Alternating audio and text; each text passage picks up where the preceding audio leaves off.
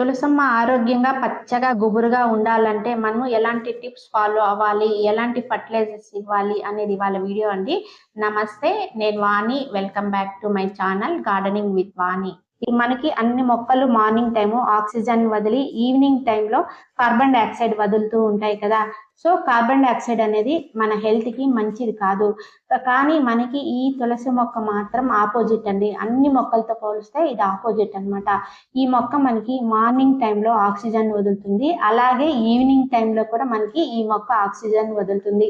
అందుకే మనము ఇంటి ముఖద్వారానికి పెట్టుకునే దాని వల్ల మనం ఇట్లా ఇంట్లోకి బయటికి ఇట్లా తిరుగుతూ ఉంటాం కాబట్టి సో ఆక్సిజన్ పీల్చడం వల్ల మన హెల్త్ అనేది చాలా బాగుంటుందని ఇంటి గుమ్మానికి పెట్టుకోవడం జరిగింది.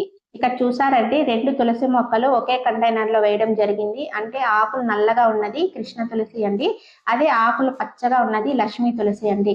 కొన్ని ప్రాంతాల్లో ఈ లక్ష్మీ తులసినే రామ తులసి అని కూడా అంటూ ఉంటారండి. ఈ 2 మొక్కల్లో కూడా మనకి ఎక్కువ హెల్త్ బెనిఫిట్స్ అయితే ఉన్నాయండి. అలాగే మనలో చాలా మంది ఈ తులసి కోటను ఇంటి గుమ్మానికి అంటే ముఖ ద్వారానికి మెయిన్ డోర్ కి ఎదురుగా పెట్టుకుంటున్నాం కదా. ఇది ఇలా మనము 2 మొక్కల్ని కలిపి ఇలా నాటుకునే దాని వలన ఒకే చోట లక్ష్మీదేవి కృష్ణుడు కొలువై ఉంటారని మన పెద్ద వాళ్ళందరూ చెప్తూ ఉంటారండి. కాబట్టి మన తులసి మొక్క కూడా ఆరోగ్యంగా పచ్చగా గుబురుగా పెరగాలంటే నెలకొకసారి ఫర్టిలైజర్స్ అనేది ఇస్తూ ఉండాలండి. అవి ఇస్తేనే అనమాట ఇంత అందంగా బుషిగా పెరుగుతుంది. అది ఏంటి అనేది ఇవాళ వీడియోలో చూద్దాం. ఇవాళ నేను చూపించబోయే మంచి ఫర్టిలైజర్ ఏంటి అంటే ఒక 1/2 kg వర్మీ కంపోస్ట్ తీసుకుంటున్నాను. తర్వాత ఆర్గానిక్ మిక్స్ తీసుకుంటున్నాను. మీ దగ్గర అది లేదు అనుకుంటే వేపపిండి ఒక 3 స్పూన్లు తీసుకోండి. తర్వాత ఎప్సమ్ సాల్ట్ అనేది ఒక 2 స్పూన్లు తీసుకుంటున్నాను.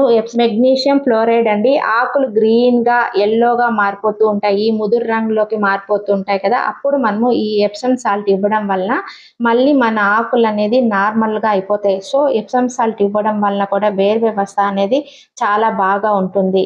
ఈ ఫర్టిలైజర్ ఇవ్వడం ద్వారా వెంటనే మీ తులసి మొక్క పచ్చగా మారుతుందండి. అలాగే కొత్త చిగుర్లు కొమ్మలు రావడం మొదలవుతాయి. అలాగే మొక్క పైన పూలు ఉంటాయి కదండి, వాటిని ఎప్పటికప్పుడు మనము పించింగ్ చేస్తూ ఉండాలి.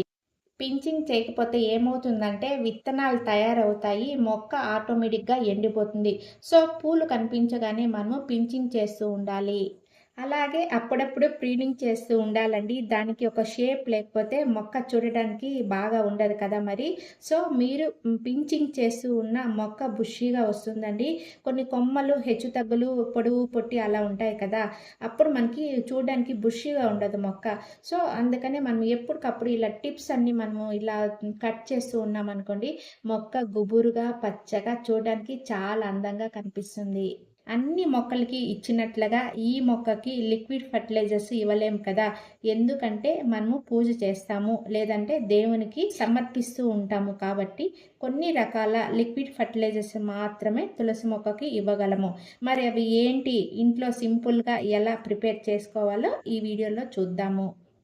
ఫర్టిలైజర్ విషయానికి వస్తే ఇవాళ నేను కిచెన్ వేస్ట్తో చాలా చక్కగా ఫర్టిలైజర్ అనేది తయారు చేస్తున్నానండి. మార్నింగ్ నుంచి ఈవినింగ్ వరకు మనకు పీల్స్ అనేది వస్తూ ఉంటాయి కదా, ఆనియన్ దగ్గర నుంచి అన్నీ కూడా ఇలా మనము వాటర్లో కానీ లేకపోతే బియ్యం కడిగిన నీళ్ళల్లో ఇలా పెట్టేసామనుకోండి, 2 days అంతా మంచిగా ఫర్మెంటెడ్ అవుతుంది. సో ఇందులో చిన్న ఒక బెల్లం ముక్క వేస్తే సరిపోతుంది. ఈ పీల్స్తో సహా మనం అలాగే మొక్కలకు వేయచ్చు, లేకపోతే కంపోస్ట్లో వేసామనుకోండి కంపోస్ట్ బాగా తయారవుతుందండి. బాగా డైల్యూట్ చేసి మొక్కలకి ఇస్తే మంచి ఫర్టిలైజర్ అనేది మొక్కలకి అందించిన వాళ్ళం అవుతాము.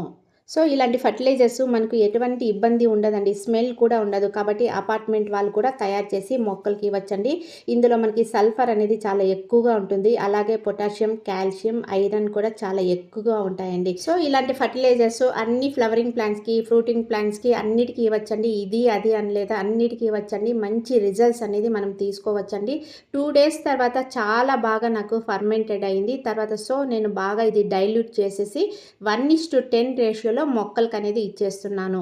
బాగా పల్చగా చేసి మొక్క పీల్చినంత తగినంత మాత్రమే ఇస్తున్నాను. వాటర్ బదులు లిక్విడ్ ఫర్టిలైజర్స్ ఇవ్వడానికి ట్రై చేయండి. ఈ ఫర్టిలైజర్ ఇవ్వడం ద్వారా తులసి మొక్కకి అధికంగా నైట్రోజన్తో పాటు పొటాషియం ఫాస్ఫరస్ మెగ్నీషియం ఐరన్ ఇవన్నీ కూడా పుష్కలంగా దొరుకుతాయండి. ఆకులు కూడా పచ్చగా అందంగా వస్తాయండి. అలాగే మొక్క పైన పూలు ఉంటాయి కదండి, వాటిని ఎప్పటికప్పుడు మనము పించింగ్ చేస్తూ ఉండాలి. బుషీగా వస్తుందండి. కొన్ని కొమ్మలు హెచ్చుతగ్గులు, పొడవు, పొట్టి అలా ఉంటాయి కదా! అప్పుడు మనకి చూడడానికి బుషీగా ఉండదు మొక్క. సో, అందుకనే మనం ఎప్పటికప్పుడు ఇలా టిప్స్ అన్నీ మనము ఇలా కట్ చేస్తూ ఉన్నామనుకోండి, మొక్క గుబురుగా, పచ్చగా చూడడానికి చాలా అందంగా కనిపిస్తుంది. అలాగే ఆకులు కూడా పెద్ద సైజులో రావడం జరుగుతుంది. అనేది ఎంత తగలాలి, ఎంత అవసరమో అనేదండి. ఇక మార్నింగ్ టైంలో 2-3 గంటల వరకు ఎండ ఎక్కడ తగిలితే ఆ ప్రదేశంలో మనం మొక్కనుంచితే సరిపోతుంది. లేదా సాయంత్రం పూట 2-3 గంటల వరకు ఎండ తగిలే ప్లేస్‌లో మనం మొక్కనుంచితే సరిపోతుంది. అలాగే ప్రతిరోజు తులసి మొక్క ఆకులపైన వాటర్‌ని స్ప్రే చేయండి. ఎండిపోయిన కొమ్మల పైన కానీ స్ప్రే చేయడం వలన కొత్తగా వచ్చే కొమ్మలన్నీ కూడా మనకి వేగంగా పెరుగుతాయి. అయితే ఈ స్ప్రే అనేది మనము మార్నింగ్ టైంలోనే చేయాలి. దీని తర్వాత ఏంటంటే మొక్క ఉన్న మట్టిని తేమగా ఉంచండి. ఎట్టి పరిస్థితిలో కూడా తులసి మొక్క ఉన్న మట్టిని ఎండిపోకుండా చూసుకోవాలి. అంటే ఆరిపోకూడదనమాట. మట్టి ఎండిపోతే దాని రిజల్ట్స్ చెడు ప్రభావము మొక్క పైన ఆటోమేటిక్‌గా పడుతుందండి. ఆకులు చిన్నవిగా రావటం, కొమ్మలు, ఆకులు తక్కువగా రావడం జరుగుతుంది. మట్టి ఎండిపోకుండా తేమ శాతం ఉండేటట్లు చూసుకుంటే తులసి మొక్క గుబురుగా ఉండి కొత్త కొమ్మలతో పచ్చగా ఉంటుంది. అలాగే ఎన్ని జాగ్రత్తలు తీసుకున్నా కూడా మనకి సాయిల్ మిక్స్ అనేది చాలా ఇంపార్టెంట్ అండి. సాయిల్ మిక్స్ అనేది మంచిగా లేకపోతే మొక్కను నాటిన తర్వాత అది నాటుకోదండి. సో, సాయిల్ మిక్స్ ఎలా కలుపుకోవాలి, ఎలాంటి సాయిల్ మిక్స్‌లో మనం మొక్క వేసుకుంటే 100% మనకి నాటుకుంటుంది అనేది చూసేద్దాం. మట్టి మిశ్రమానికొస్తే మీ దగ్గర కంపోస్ట్ ఎనీ కంపోస్ట్ అండి. అంటే మాగిన పశువుల ఎరువు కానీ, వర్మీ కంపోస్ట్ కానీ, లేకపోతే కిచెన్ వేస్ట్ చేసుకున్న ఎరువు గానీ, ఏదైనా గానీ 30% తీసుకోండి.